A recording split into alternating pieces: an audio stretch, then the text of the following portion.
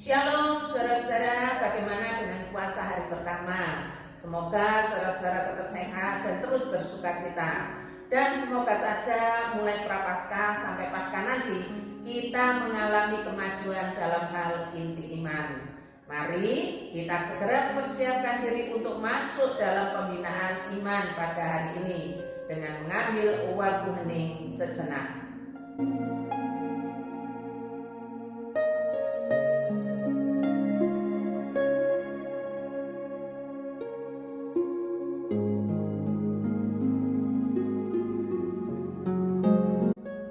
Pembinaan rohani dalam rangka prapaskah pada hari ini kita mulai di dalam nama Allah Bapa, Allah Putra, dan Allah Roh Kudus. Amin.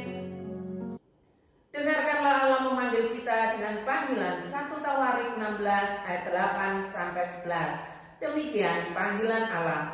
Bersyukurlah kepada Tuhan, panggillah namanya, perkenalkanlah perbuatannya di antara bangsa-bangsa. Bernyanyilah baginya, bermazmurlah baginya, percakapkanlah segala perbuatannya yang ajaib.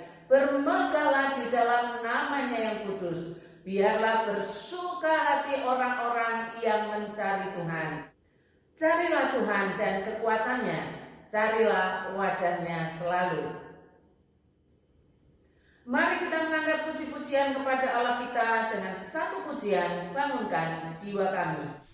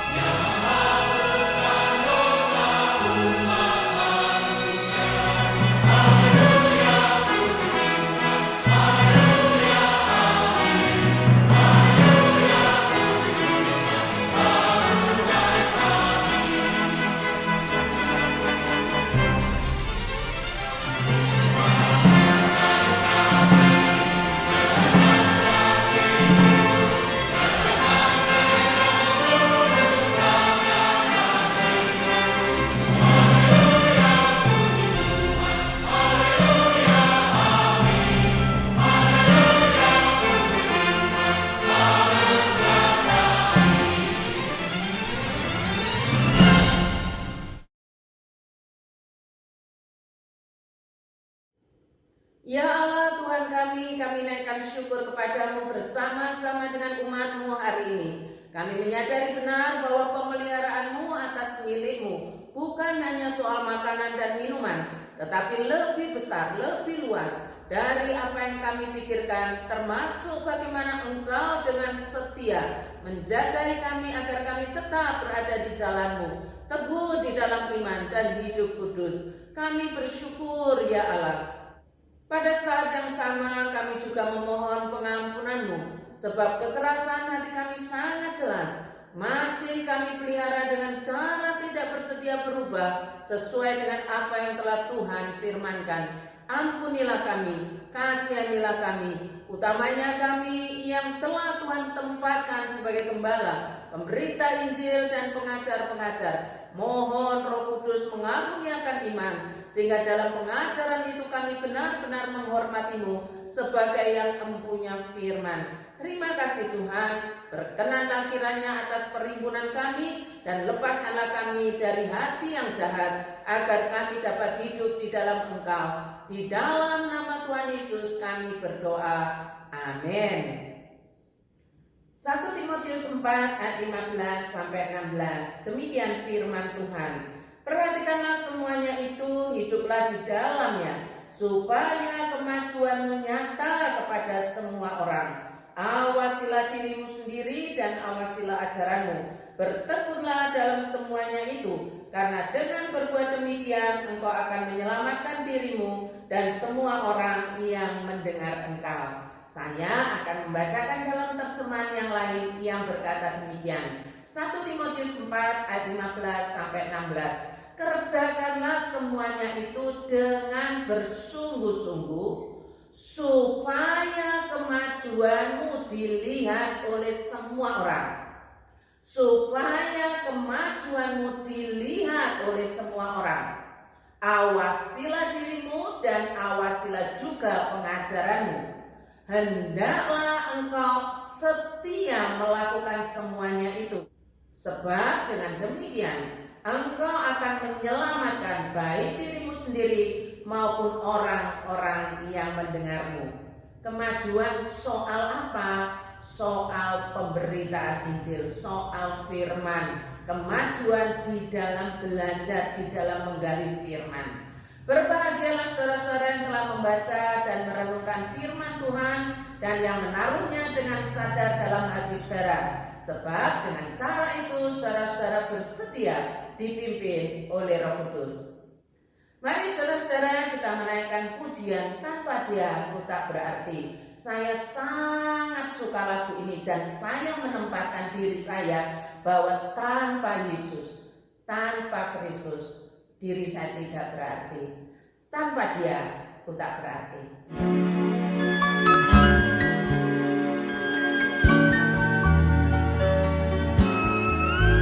Tanpa Dia ku tak berarti. Tanpa Dia tak berhasil. Tanpa Dia ku terombang-ambing.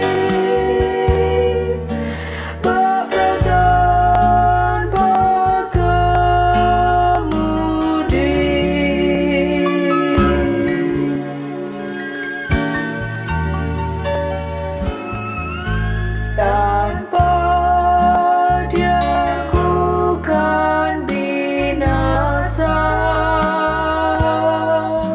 Tanpa Dia tak berdaya. Tanpa Dia ku kan sengsara. Dan Dia ku bahagia.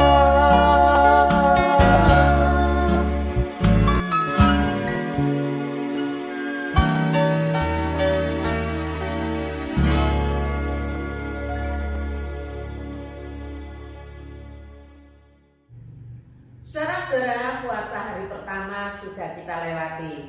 Bagi yang bisa berpuasa, bersyukurlah. Bagi yang memang tidak memungkinkan untuk berpuasa, tidak usah merasa lebih buruk. Sebab puasa itu bukan suatu kewajiban. Berpuasa dalam kekristenan itu adalah wujud keinginan pribadi yang ada di dalam diri, lalu dengan sadar membawa kepada keinginan Tuhannya. Itu berpuasa.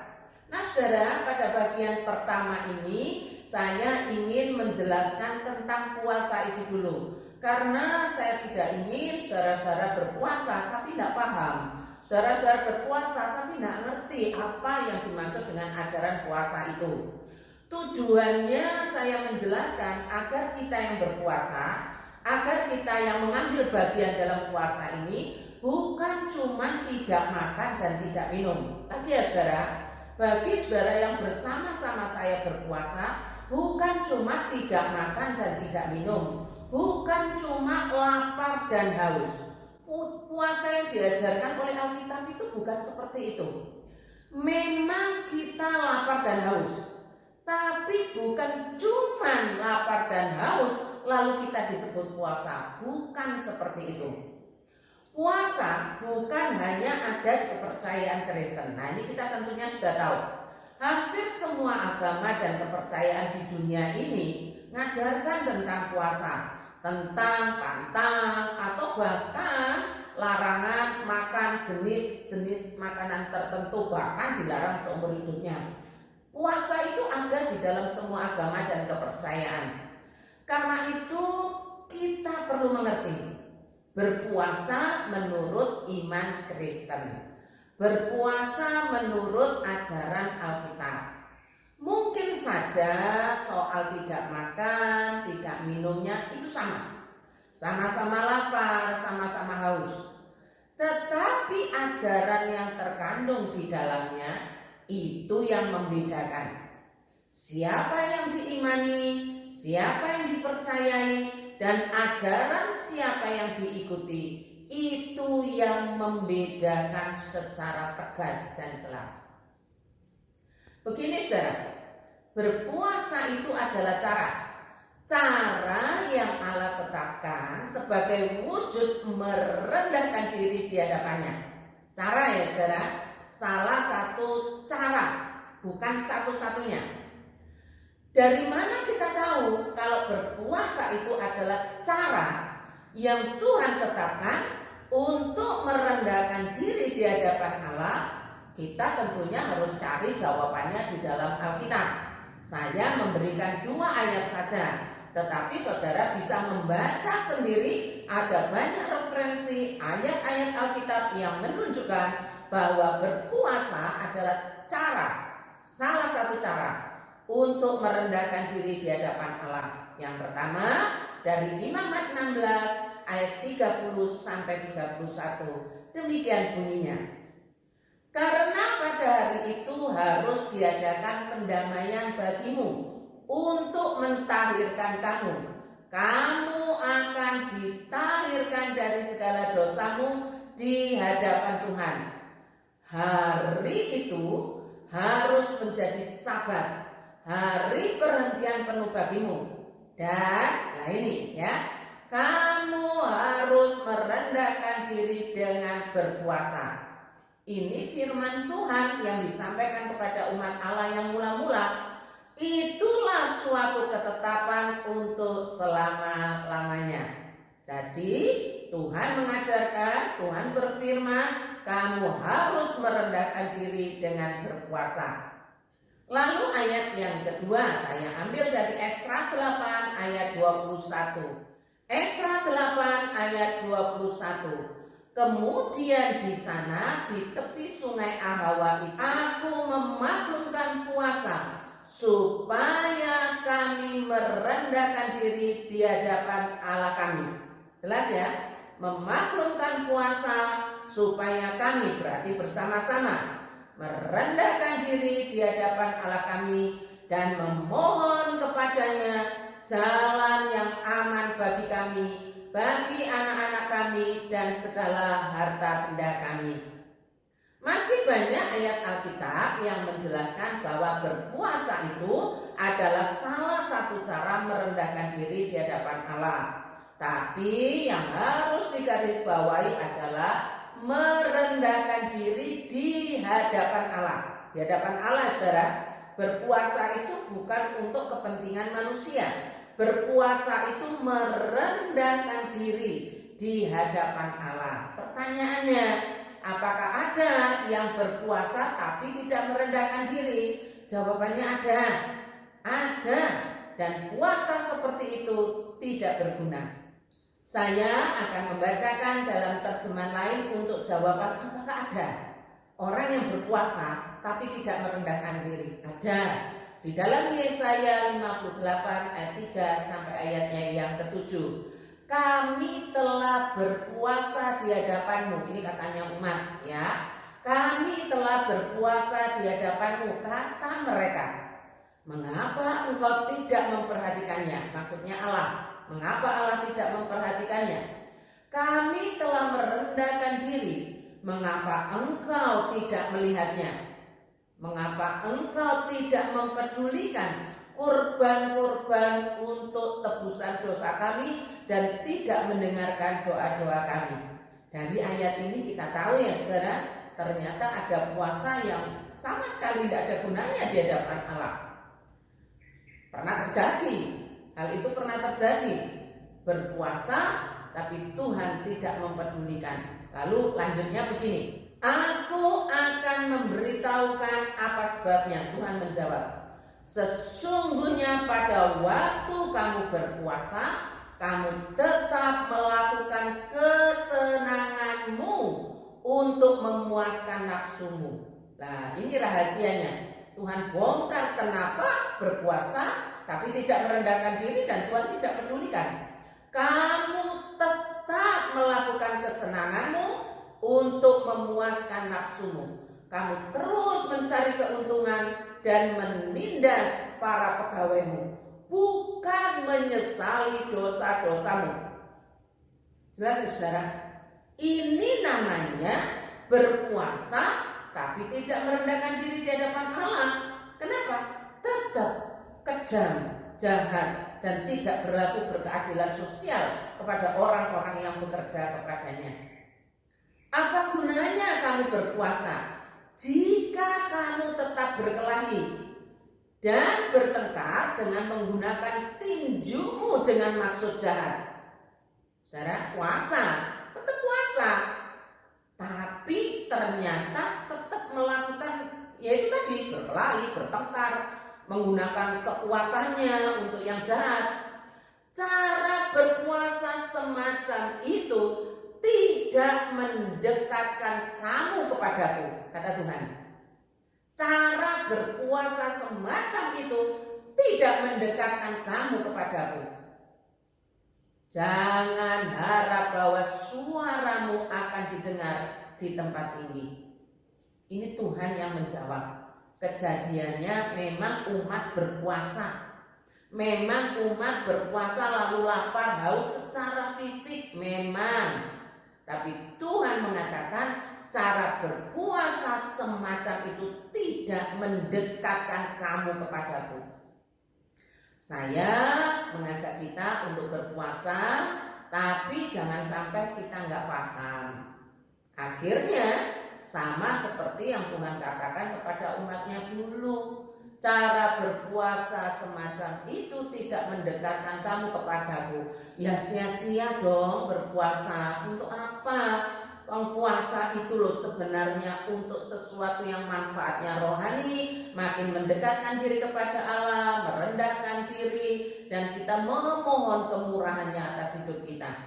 Kalau Tuhan sendiri mengatakan cara berpuasa seperti itu tidak mendekatkan kamu kepadaku, untuk apa?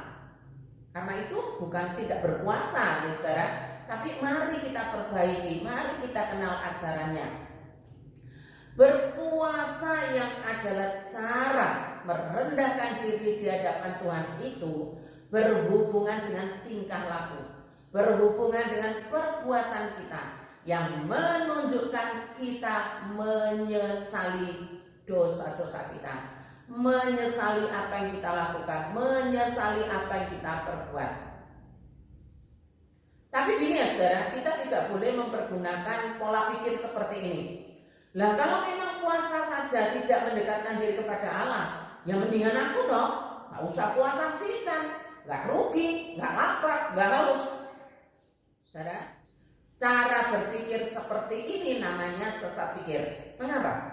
Sebab kan sama artinya dengan mendorong orang lain untuk terus fasik cara hidupnya. Pertanyaannya, kok bisa? Mari kita perhatikan konteksnya, ayatnya. Kan yang Tuhan bilang berpuasa seperti ini yang tidak mendekatkan diri kepada Tuhan. Kan itu maksudnya. Artinya karena melakukannya, orang yang berpuasa ini ditulis begini loh. Kamu tetap melakukan kesenanganmu untuk memuaskan nafsumu. Kamu terus mencari keuntungan dan menindas para pegawaimu, bukan menyesali dosa-dosamu. Apa gunanya kamu berpuasa jika kamu tetap berkelahi dan bertengkar dan mempergunakan tinjumu dengan maksud jahat? Kan itu konteksnya. Puasa tapi tetap jahat, puasa tapi tetap melakukan kesenangannya. Bukan hening gak puasa, bukan begitu saudara. Kalau kita berpikir bahwa ya mendingan gak usah puasa, itu namanya sesat pikir. Tidak mempercayai Alkitab sebagai firman Allah yang telah mengajarkan bahwa merendahkan diri itu salah satu caranya dengan berpuasa. Masih lanjutannya dari firman yang saya bacakan di atas tadi ya saudara, sambil saya terangkan. Semacam itukah cara berpuasa yang ku kehendaki? Begitukah kamu merendahkan hatimu dengan menunduk-nunduk seperti gelagat tertiup angin dan mengenakan kain kabung serta menaburi dirimu dengan abu? Itukah yang kau sebut berpuasa? Suatu hari yang akan menyenangkan Tuhan? Bukan. Cara berpuasa yang kuingini ialah agar kamu tidak lagi menindas para pegawaimu, orang-orang yang bekerja padamu, melainkan agar kamu memperlakukan mereka dengan adil. Memperlakukan mereka dengan adil dan memberikan apa yang menjadi hak mereka yang seharusnya diperoleh mereka. Bebaskanlah mereka yang teraniaya dan lepaskanlah kuk mereka. Zaman itu kan memang manusia yang diperbudak dianggap tidak ada harganya. Aku ingin agar kamu membagi makananmu dengan mereka yang lapar. Jadi berpuasa itu bukan cuma lapar dan haus, ada tindakan, ada perbuatan yang lahir karena kita sudah menyesali dosa kita. Aku ingin, kata Tuhan, aku ingin agar kamu membagi makananmu dengan mereka yang lapar dan membawa pulang ke rumahmu mereka yang miskin, melarat dan memerlukan pertolonganmu. Berikanlah pakaian kepada mereka yang telanjang dan jangan menyembunyikan diri dari saudaramu yang memerlukan pertolonganmu.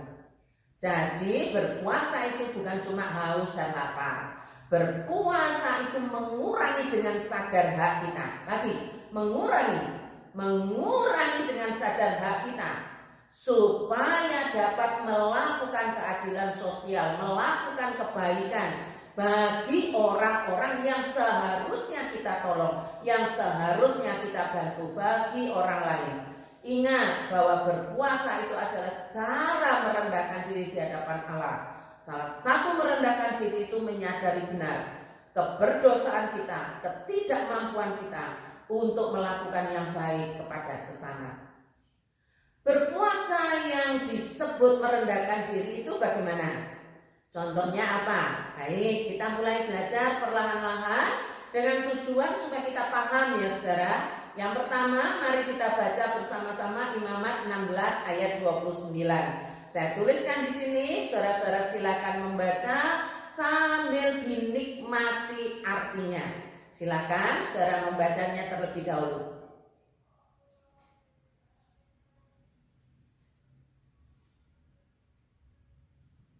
Imamat 16 ayat 29. Kamu harus merendahkan diri dengan berpuasa. Jelas ya, ini yang Tuhan katakan kepada umatnya.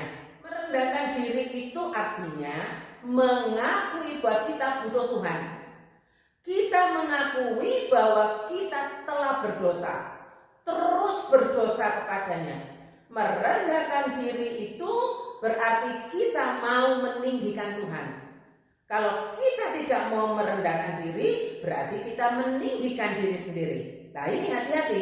Karena itu Tuhan mengajarkan bagaimana merendahkan diri. Salah satu contohnya adalah dengan berpuasa. Itu sebabnya saudara, kita perlu menaikkan doa permohonan pengampunan, perlu menaikkan puji syukur dan mengagungkan Allah kita.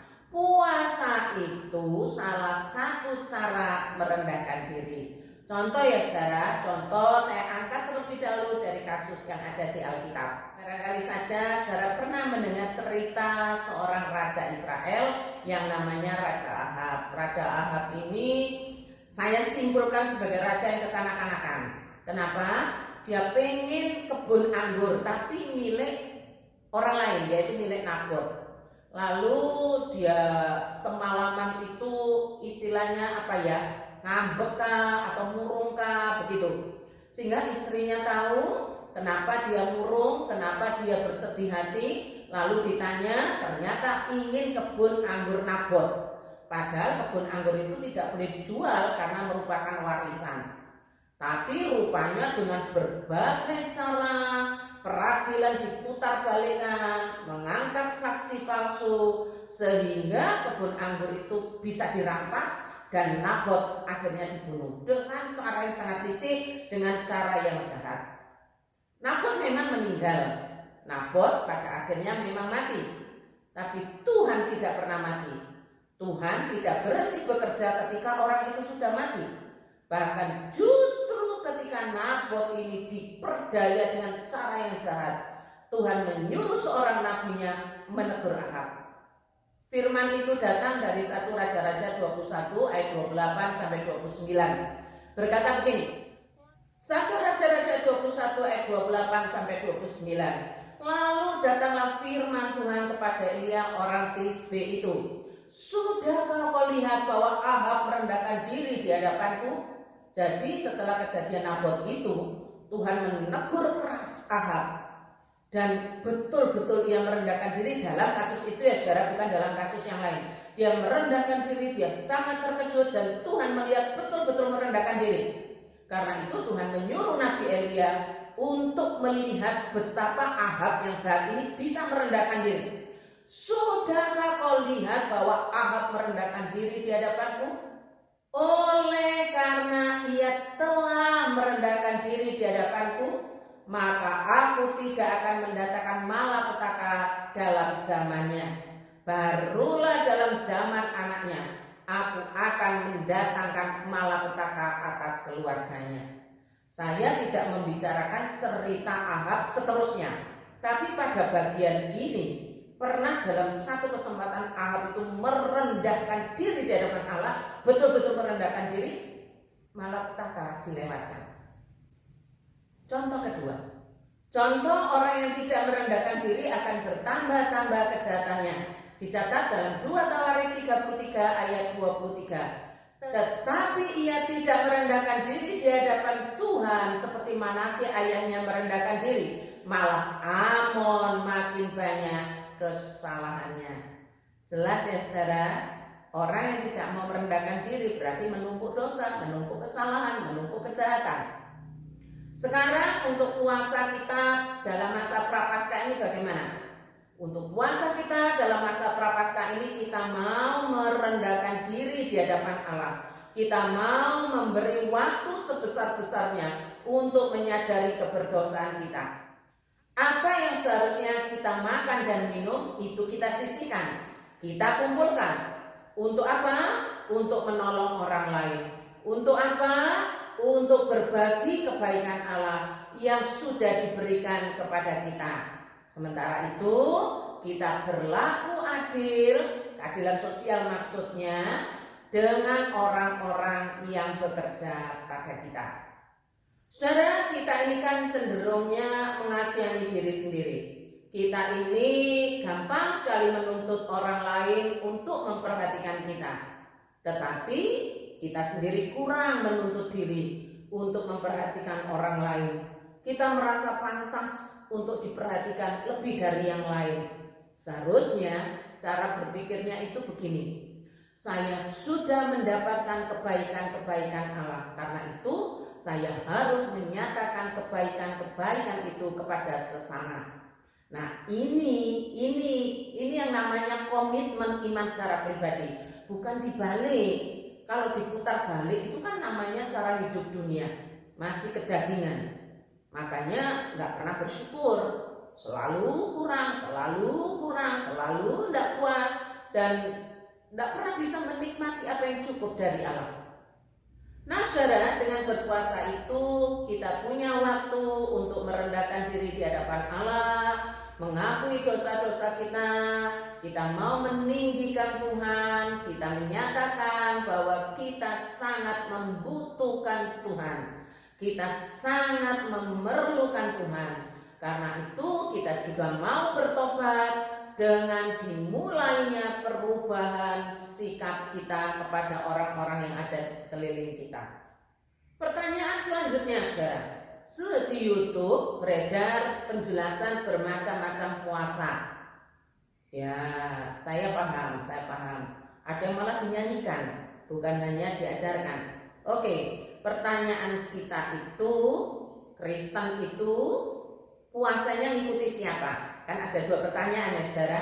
Saya akan menjawab bahwa memang tokoh-tokoh Alkitab itu banyak yang berpuasa. Saya tidak membawa kita di luar Alkitab. Saya mau membawa kita di dalam Alkitab dulu. Banyak yang berpuasa yang disebutkan oleh Alkitab. Yang pertama, puasa Musa. Musa berpuasa, saudara. Sekalipun tidak disebutkan sebagai puasa, ketika Musa menghadap Tuhan di Gunung Sinai, ia tidak makan dan tidak minum sama sekali selama 40 hari 40 malam. Umumnya para ahli Alkitab mengatakan bahwa puasa Musa ini memang suatu pengecualian karena ia langsung berhadapan dengan Tuhan. Karena itu sekali lagi puasanya bukan karena supaya Musa diberkati, supaya Musa dikasih jodoh, supaya Musa punya anak, bukan. Puasanya ini ada hubungannya dengan Allah dan hubungannya dengan firman. Jadi jangan pernah mencoba-coba kalau bukan Tuhan yang betul-betul menyuruh saudara. Jangan juga mencobai Tuhan dengan menyamakan diri sebagai Musa. Jangan pernah. Ingat, Musa tidak makan, tidak minum sama sekali selama 40 hari 40 malam itu bukan di rumah, tapi di puncak gunung untuk menerima 2 loh batu, untuk menerima 10 hukum, untuk menerima firman tertulis pertama kali langsung dari Allah, bukan untuk tujuan yang lain.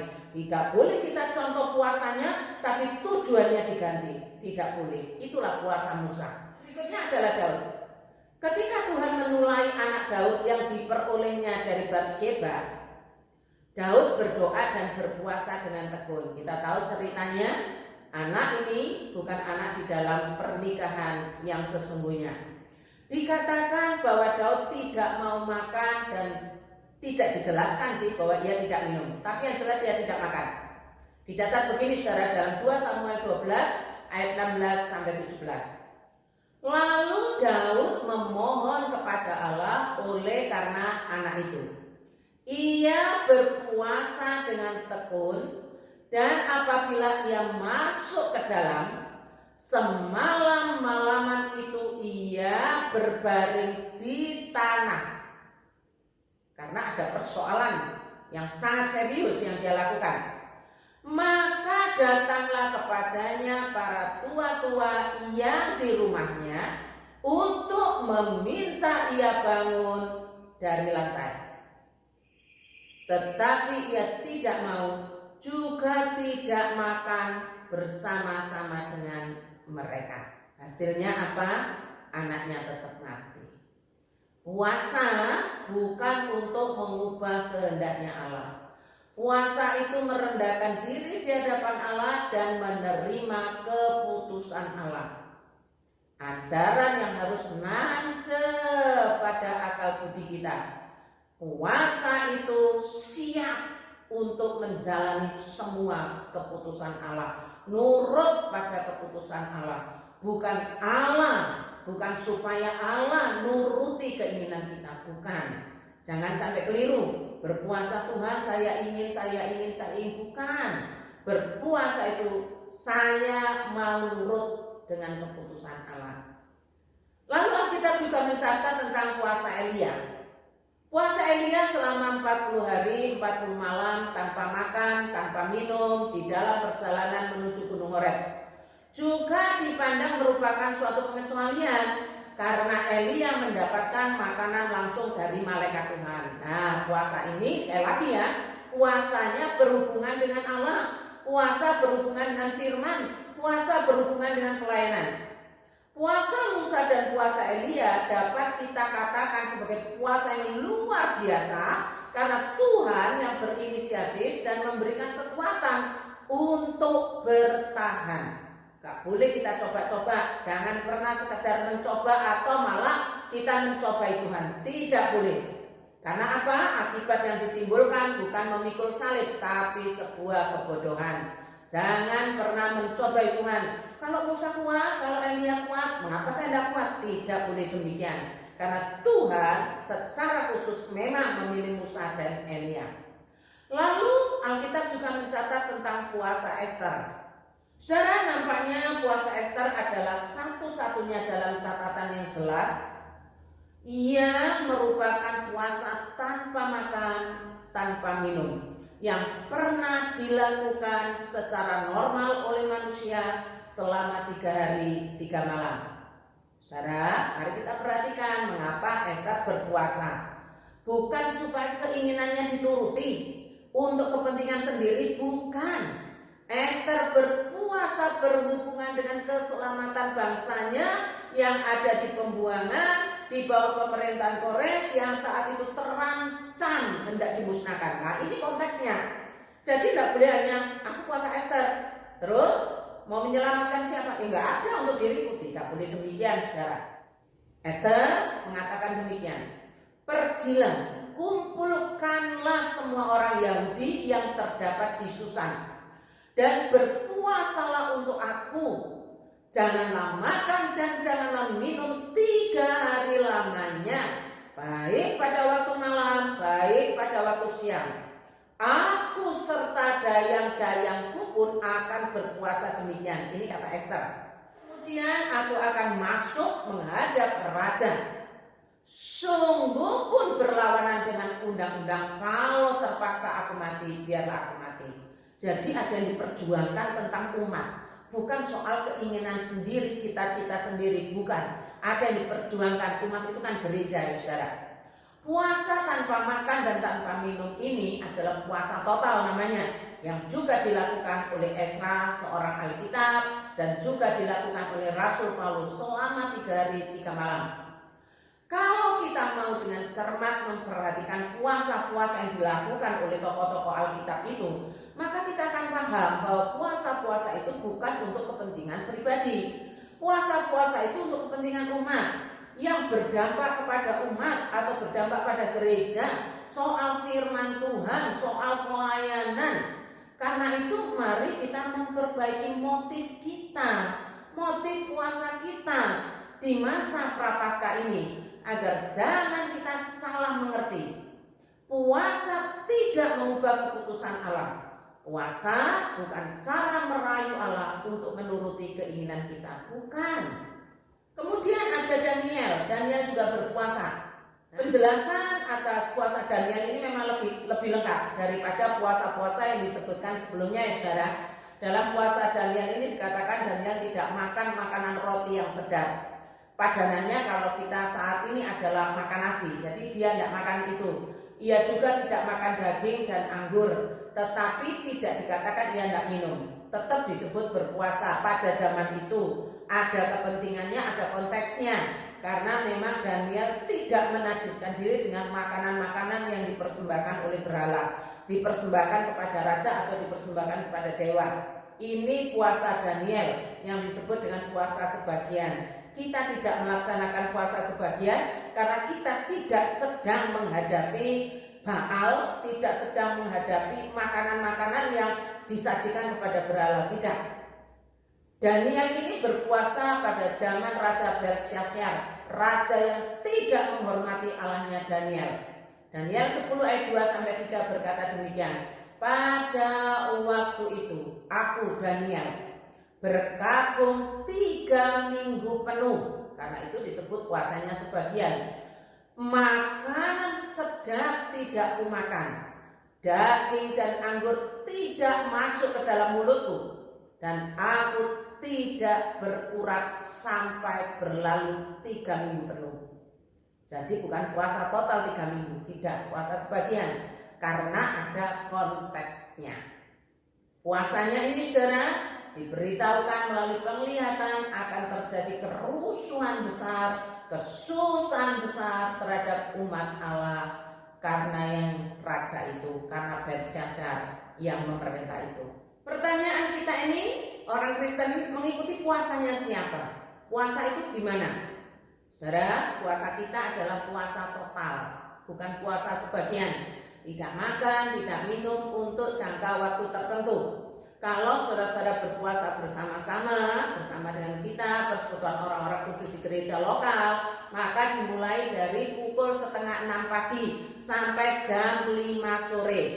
Kita berpuasa total selama 11,5 jam dan tidak kita lakukan berturut-turut, saudara, tapi berselang seminggu cuma 2 hari atau 2 kali setiap Rabu dan Jumat selama minggu-minggu Prapaskah. Puasa kita puasa total ya. Hamba Tuhan yang kebagian melayani seperti saya di minggu ini dan minggu depan masih saya juga setiap hari Rabunya akan memandu jemaat baik pada waktu pagi maupun doa siang dan sore harinya termasuk dalam pembinaan. Itu akan dipandu oleh hamba Tuhan dan hamba Tuhan secara kreatif, secara bersemangat akan memandu saudara-saudara agar terjadi kebersamaan sebagai jemaat yang diarahkan untuk merendahkan diri di hadapan Allah. Saya rindu kita semua mengambil kesempatan ini. Saudara-saudara, pertanyaan lagi, ajaran siapa yang kita ikuti dalam hal berpuasa? Jawabannya jelas, ajaran Tuhan Yesus, bukan ajaran yang lain yang ditulis dalam Matius 6 ayat 17-18. Tetapi apabila engkau berpuasa, ini kata Tuhan Yesus, minyakilah kepalamu dan cucilah mukamu, supaya jangan dilihat oleh orang bahwa engkau sedang berpuasa, melainkan hanya oleh Bapamu yang ada di tempat tersembunyi. Maka Bapamu yang melihat yang tersembunyi akan membalasnya kepadamu. Dalam terjemahan lain dikatakan begini saudara, apabila kalian berpuasa, kenakanlah pakaian yang bagus supaya tidak ada orang mengetahui bahwa kalian lapar. Tujuannya di situ. Kecuali Bapa kalian yang mengetahui segala rahasia, Ia akan memberikan kalian pahala. Puasa bukan untuk menunjukkan ini loh saya lapar, bukan. Kalau orang tahu kita puasa ya enggak apa-apa, tapi enggak usah ditunjukkan dengan raut muka yang gimana gitu loh. Puasa itu kan memang terhubung dengan laparnya kita terhadap Allah, berhubungan dengan kerohanian kita. Yang mau merendahkan diri di hadapannya dan mau mengakui dosa-dosa yang masih bercokol di pikiran kita, yang masih tampak dalam perbuatan kita, yang masih terus menggoda kita sehingga kita seringkali tergoda oleh dosa itu.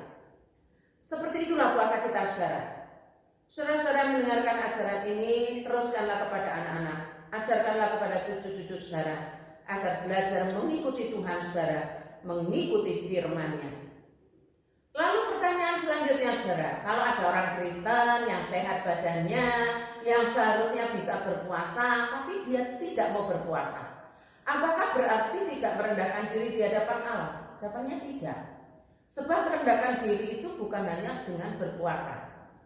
Nah dia saudara, merendahkan diri itu bukan hanya dengan berpuasa. Ada beberapa tokoh Alkitab yang merendahkan diri artinya mengakui kemahaadaan Allah, mengakui keberdosaannya, dan Allah memandang sebagai merendahkan diri. Allah menerimanya. Contohnya Raja Ahab yang saya ceritakan tadi. Tapi mari perhatikan konteksnya. Jangan lalu kalau gitu ya nggak usah puasa. Bukan begitu. Berpuasa Kristen itu berapa jam? Ini pertanyaan lagi. Mengapa kok tidak diseragamkan aja? Kan enak, semuanya bisa sama-sama. Oke, puasa Kristen itu tidak ditentukan jamnya. Puasa Kristen itu bukan hukum wajib, bukan, tapi komitmen iman tiap-tiap orang yang mau merendahkan diri di hadapan Allah. Dan puasa kita itu total, tidak makan, tidak minum. Ada seorang hamba Tuhan yang menyarankan begini, nggak apa-apa puasa nggak makan, tapi minum jus. Tuh ya bukan, kita tidak demikian ya.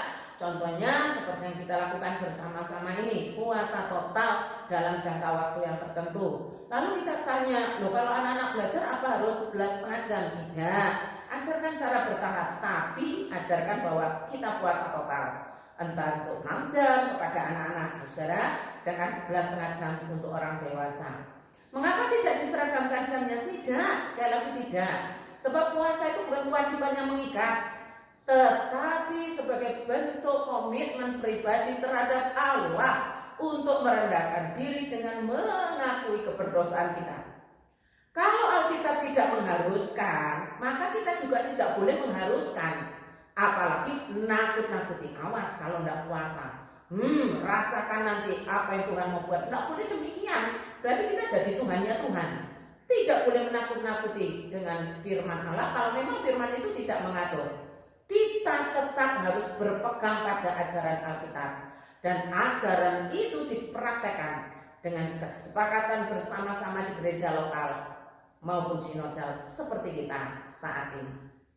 Saudara-saudara, setelah kita belajar mengenai ajaran puasa, saya mengajak kita untuk melanjutkan melalui Google Meet ya. Untuk apa? Saya ingin sekali dalam masa Prapaskah ini bukan cuma saudara dengar lepas begitu aja, enggak. Tetapi saudara yang mau serius berdoa bersama-sama, berdoa dengan saya, ayo masuk di Google Meet, kita saling mendoakan, saya buka kesempatan untuk tanya jawab. Dan pada pertemuan Rabu mendatang, saya ingin menyampaikan berbagai ajaran yang tidak terlalu salah, tapi ya tidak terlalu benar. Maka saya ingin meluruskan di sana. Sedangkan untuk hari Jumatnya tetap, jadwalnya tetap sebagaimana yang ada, tapi diganti dengan pembinaan iman dalam rangka Prapaskah. Hamba Tuhan yang melayani sebagaimana jadwal yang ada.